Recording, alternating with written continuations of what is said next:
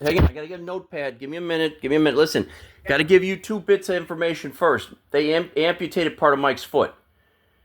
I heard. Yeah. No. This is very bad. He was, let's explain this. I have videotape of him at Evanston Hospital, me visiting him the early week of the 7th and the 8th, okay? And they got the blood sugar under control. They got the stents. They're going to do the blockages are going to get fixed. He's eating the right diet. He was 100%. He's never better. And I noticed they had the foot wrapped up that his foot had a procedure late on June 4th, but it was an outpatient procedure. Now here's the problem I got. What kind of insane medical professionals don't figure out, well, wait a minute, if he had a minor surgery, he came in with that, we gotta have to treat that, keep an eye on it, take care of it in the interim, because diabetics getting feet problems is how these people lose feet and legs. And this is an endemic of that disease. So it's like first base to check. They didn't do that. So anyway, I've been dealing with a lot bigger fish. And then, yes, I seen y'all on Monday. Y'all was still on vacation. We were just there for a little while. It was his first day out. I was just seeing how he was. And then yesterday he was not doing nowhere near as good because the pain medication does not agree with him. So anyway, we went to drop off a carload of stuff over there, and the gate's locked. And I'm like, wait a minute, what? Now look, that lady, I'm sure a very nice lady. Actually, she's helped me before, but she got no idea of what could have, and she wasn't even going to. She says, "Oh, you got to give us a payment before we can tell you what happened." I was like, "Lady, we gave you a payment on the 10th. Something happened, obviously, and, So anyway, Sure. Somebody called and protest your April payments. Your April payment got refunded on a card 0736. Okay, listen. So whoever paid... Hey, hit reflectors for a minute. You just knocked it out of the park for me, because I'm going to show you the videotape I did 2 hours ago researching all this on our side, and I came up with that same card. But here's the problem. But here's the problem. We got a very big problem. Randy sent the card because he sent it in a text with the picture, with instructions. He sent the fucking card April 20-something. And the same day, we deposited money again in his account. See, here's what he did. Doug died April 15th or 16th. I don't know. He was found the morning of the 16th. Doug knew Randy was up to a lot of dirty shit since 2023. Doug knew this and had put what's called spyware into Randy's electronics, because Doug was our IT cat. And he knew Randy wouldn't do the right thing. And we even told Randy, here's how to do the right thing. Randy didn't do it. It's like you set a trap. You know someone's a bad dude. You don't trap them, but their own action traps them. You see what I'm saying? Yeah, absolutely. So, anyway, Doug was building a black box, but Doug was sick since October. Doug ended up having all the black box material, means every conversation, every email, every text, everything preserved. And then the offshore team in Asia sent that to me here just the other day. And here's what Randy hoped to have pulled. Randy hoped that we finished putting everything in that storage unit there, and then he was going to yank this and get us locked out of the storage unit, and then he was going to do a getaway in the interim with our almost $10,000 of our money locked up, because I can't get to checks, credit, I can't get to financiables. Well, here's the thing. I didn't move the office into there. I moved the office into U-Haul next door to you for safekeeping under a different, entire new arrangement. Okay? No. But still, it's like if someone, you're an armed security officer. if someone takes a shot at you with intent, I'm not talking hunting accident. I'm not talking, you're at the gun club and something ricochets. I'm talking about an intentional attempt. Okay, that's okay. So here's the thing. Randy has been part of fraud for 3 years in this business, and he admitted to someone else a few weeks ago, not realizing all of us was listening in, that he and his wife just paid $1.4 million for a new house in cash, and they stole all of it from us. $1.4 million. And you've been watching me struggle month to month just to keep everything paid and take care of everybody, right or wrong. I don't even have an extra car here right now, okay? And so here's the thing. I said to myself, if it comes up that he did this is the videotape I need for the jury. You understand? So this is going to court immediately. Like 5 seconds from now, I'm going to be writing a brief, and this will be filed before the sun sets today, because I basically went through the research myself. I'll show you the tape this morning. And I said, look, he sent this card, the new 70736 card, with instructions, it's a Citibank card, with instructions. Now here's the problem. He's been doing this kind of stuff for 3 years, and he succeeded in June, July, and August of 2023 in getting assets forfeited, meaning shit like what you just seen him pull here. Imagine if I don't come over and pay the bill. Like, I'm going to come over and pay the bill. You already know that. Okay? But imagine if I didn't come over there and pay the bill, that storage unit would be auctioned off the end of July, right or wrong, or June or something. At some point, that unit would disappear, right or wrong. Okay. Well, he did this shit to 3 warehouses of business material, plus he got rid of the telephone systems, the clouds, all of the data in 23.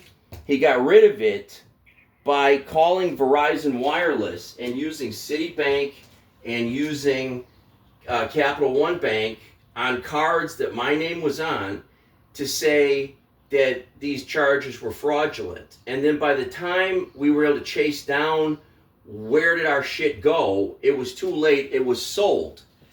But it ended up in the hands of people that work with his son-in-law. My former business partner, Kevin Eck, works with his son-in-law in a transportation brokerage that competes with ours. Do you understand what the fuck he did? I'm just telling you. So now he didn't hurt us. He actually helped us, because this is a textbook case. And when I get there with you a little later today to pay this, I'm going to show you the text in the phone and the picture of the card. He sent a picture of the fucking... No, I'll show it to you. Listen. I believe you on everything. The whole point is... You need hold on, 5... I know, but 537 gets the door back. What is 537? 537.80. Okay. 537.80. Let me just tell you what I gotta do. I gotta pay the other unit today.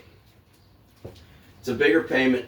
I'll pay this one on Friday, if that's okay. Let this skate for a couple days. Just get it done before the end of this month. No, it won't go I know, but I gotta go to court. It costs money to go to court.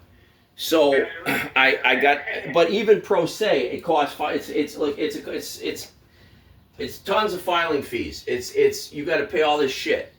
And here's the thing: I have to go to the judge and get an affidavit and sign an affidavit, because here's what he did. He has jammed up all of the banks. He's jammed everything. Everything's jammed right now. So I'm having to go use other monies. Okay. And I'm glad it's a recorded call on your side, because I'm going to end up probably, unfortunately, when this thing goes to trial, you'll be a paid witness, but you'll have to come to the trial, and you get paid to be there. But this is not being let go. This is like imagine someone shooting at you. You're not just I'm sure they didn't mean it. No, they fucking did mean it. Okay. I get it. Okay. I didn't know what happened. I had to wait. My boss was in a meeting. I didn't know. I was like, I knew for sure you yeah, yeah. The money order was $550. Yeah. Yes, I didn't know, so I had to have my boss break this down his way, because I'm not the financial genius. Anyway, this all came back to April. Yeah. Well, here's the funny thing, and I love it. We made a deposit. Because here's Randy's bullshit. He's like, look, use the company credit cards or use plastic and conserve cash. Put cash in this thing and let it be converted to precious metal. I said, that's fine. I don't have a problem with that because precious metal was still appreciating. It still is from the position we got in originally. We're still doing very good with that. But I've had to, look, this isn't a divorce. This is an annulment. Okay? Now, with that said, you're the best. Thank you for sticking up for us. I love our friend Congressman Mark and a few other people. They said, why do I live in a low dollar? Well, I don't live, but I mean, when I'm in town, I stay. We've been using the place for a year and a half. You know that place across the street from you. I said, because look at all we got here. We got truck parking, storage, entire truck parking across the street, and the offices, and everything else within 5 feet of each other. Plus, it's a great neighborhood most of the time. So, but what he did to the owner of the Motel 6 is he defaulted on the deal with him starting in November of last year. And this is after Randy took in $300,000-$400,000 or resulted in $300,000-$400,000 being directionally changed. In other words, it didn't go to us. We're supposed to go with the staffing business and the other businesses. Plus, he's got his own people trying to pull an IPO on our shit. And it's just full dirtbaggery. I mean, you see it on a smaller scale every day at your side job, dirtbaggery. So anyway, I love you. Thank you. Did you have a good vacation week? Is everything good? Time off. I only get it like once a year. Okay. I'm gonna listen. Well, I got you here. What hours are you over there today? I'll be here at 6, but I'm in and out the office. No, that's fine. What time's lunch? 2 to 3? When are you at lunch? I'll take lunch between 2 and 3. Okay, I won't be there till after 3 because I still got to take care of a bunch of other stuff today, including a trip to the nursing home. That's fine. You come after 3, I'll be around. I'll have my camera on, so just go to the side and go over here by my computer and by the camera. I'll see you. Yeah, that's cool. I'm going to pay the other units today. I'm not paying this because this was already. Listen, this it's not. Listen, it's $1,300 he stole out of my pocket because he jammed up our access. He cost me $400 yesterday on the U-Haul move-in because I had all the good shit put up across the street till yesterday in a different entire situation, stacked up and stored. Okay, and we got to be out of this property where I'm standing right now. It's supposed to have been gone yesterday. Okay, so we didn't see this coming, and yesterday morning, a good friend of ours, a good friend of ours, he owns the furniture store down the block there. He was like, well, Steve, I'll bring the furniture truck. You just put everything in there. We'll make one trip across the street. I said, maybe, but if you can get here, fine. And then he couldn't get here because he has another thing going on. So anyway, Randy asked me on Friday, did I put everything across the street was everything already in your building? And I reminded Randy on Friday, you're not on the bank accounts. In other words, as of really June 1st, really as of what he did May 24th, but it was official. He sent like $200 on $240,000 he owes. That's a nice payment amount. I'd love to. Wouldn't you love to do that? Wouldn't I love to pay $12 on storage when I owe $500? Yeah, he sent like $240 or $200 on a balance of $240,000, some crazy shit like that. And then there was some other stuff he did too. I don't know, it might have been, I have to look up exactly how much it was, but it was very small. And here's the thing. I'll let you go. I'm gonna let you go. Okay, thanks. I'll see you soon. See you after 3. Yeah. Bye.